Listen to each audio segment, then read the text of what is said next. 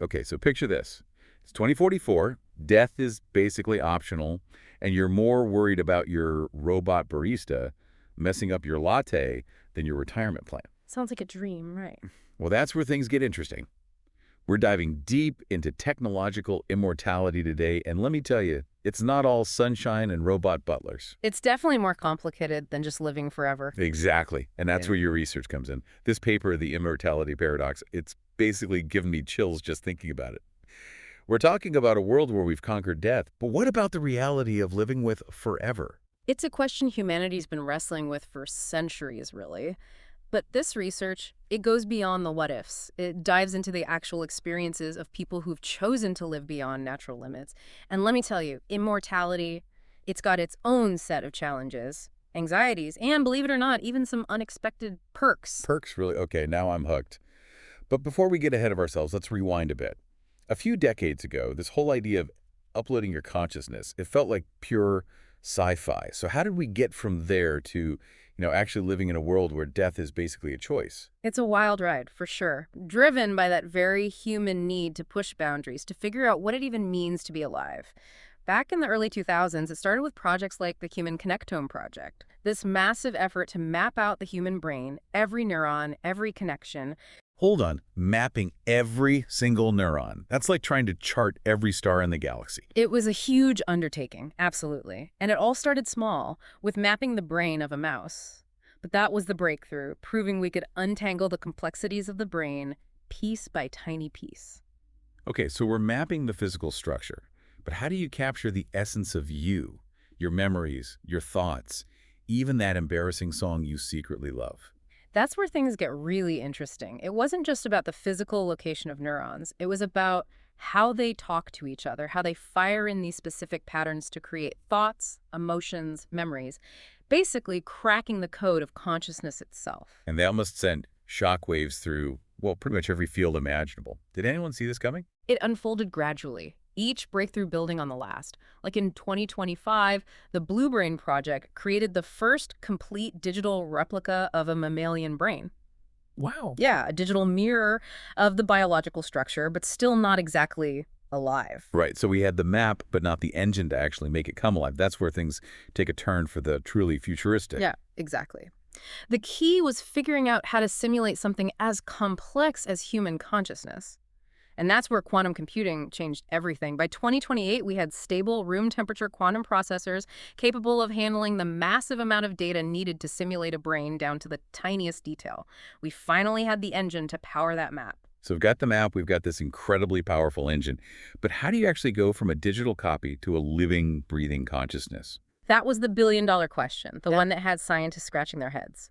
But then, 2032, Okay. researchers in Beijing, they had this breakthrough. They managed to transfer, it was brief, it was incomplete, but they transferred the cognitive patterns of a human subject into that quantum neural network. Wait, hold on. We're talking about transferring someone's essence, their self, into a computer. It was huge. Not perfect, not by a long shot, but it was proof. The subject's consciousness, it flickered to life, experienced the digital world, and then, just as quickly, it was gone. I can only imagine the headlines, the scientific, the ethical, even the religious debates that must have sparked after that. It was a whirlwind. Everything we thought we knew about life, about death, about the soul, it was all up for grabs. Exciting, terrifying, totally chaotic. And then, just 5 years later, the Rodriguez transfer, the first time we saw a stable, long-term transfer of consciousness. Dr. Eliana Rodriguez, a brilliant neuroscientist, volunteered for the procedure herself, spent 72 hours in a medically induced coma,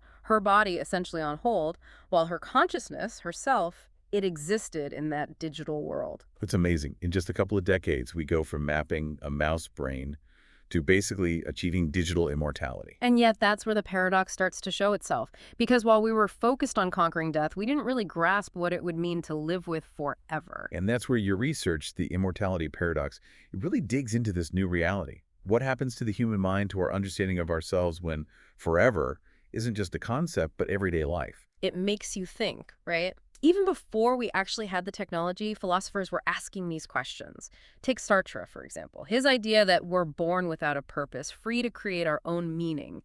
Now imagine that with no end in sight. Whoa, that's a lot of pressure.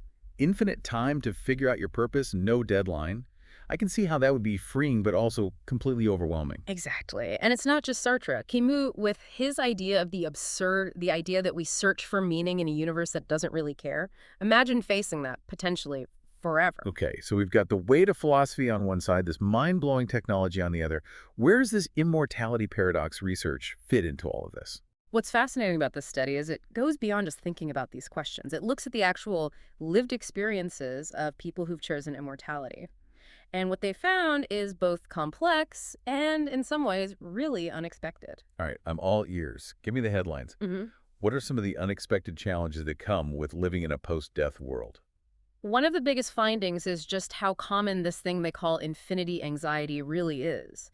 And we're not talking about a handful of cases. A significant number of people who choose immortality struggle with it. So not just our regular fear of dying then. What is this infinity anxiety? It's the anxiety of an existence without limits, the fear that you'll stagnate, that you'll make the wrong choices when you have forever to live with them, the possibility of endless boredom, of outliving everything and everyone you've ever loved. Wow, that's a whole other level of existential crisis. And you're saying this infinity anxiety is pretty widespread among those who've chosen immortality. The study found that almost 70% of participants, they reported significant increases in existential distress within the first 5 years of transferring their consciousness. So almost 70%, huh? That's a pretty big number. It really makes you think about the other 30%. Like, are they just better at dealing with forever, or what's going on there? It's a question researchers are trying to figure out, and it's one of the things that make this whole thing so fascinating. But it goes beyond just who has anxiety and who doesn't. This research found some other wild effects too, like you've got this immortal nostalgia. Right, right. We talked about that a little before. People who achieve immortality, they start missing being mortal. It's like winning the lottery and then missing those ramen noodle days. It's kind of a head scratcher, isn't it? But when you really think about it, mortality, it gives our lives this shape, this urgency. Every moment matters because, well, it could be our last, right? We chase our dreams, we connect with the people we love because we know time is running out. And some people, once that's gone, they start missing those limitations, that kind of bittersweet beauty of a life that doesn't just go on forever. It's wild, right? Like the ultimate cosmic joke. We spend our lives searching for immortality only to find out those limits. They're part of what makes life meaningful. Exactly. And speaking of mind-blowing, we can't forget about quantum identity. That one sounds straight out of a sci-fi movie. It does, doesn't it? But the research suggests it's happening, at least for a small group of these immortal folks. Okay, so break it down for those of us who didn't major in quantum physics. Quantum identity, what is it exactly? Imagine having access to all the memories and experiences of every version of yourself across every possible timeline, every parallel universe. Oh. That's basically what we're talking about. It's like tapping into the multiverse. So they're not just aware of these other selves out there. They're actually experiencing those lives too. That's the theory. Imagine the possibilities, the different paths you could take, all those experiences, all part of your consciousness. That's heavy. It's like living infinite lives all at the same time. It makes you wonder what happens to our sense of self, our individuality, when those lines get blurred. It's a good question, and it's just one of the many questions this research is bringing up, questions we're just starting to wrap our heads around. It's like we've wandered into this totally uncharted territory, and we're still drawing the map as we go. Absolutely. So, to everyone listening, as you go about your day, in this life where time still marches on, think about what forever would really mean. What new worries might pop up? What incredible things might we discover? And maybe, just maybe, this peek into the world of technological immortality gives you a new appreciation for your own, temporary existence. Keep exploring, keep asking questions, and we'll keep diving deep into these big mysteries right here on The Deep Dive.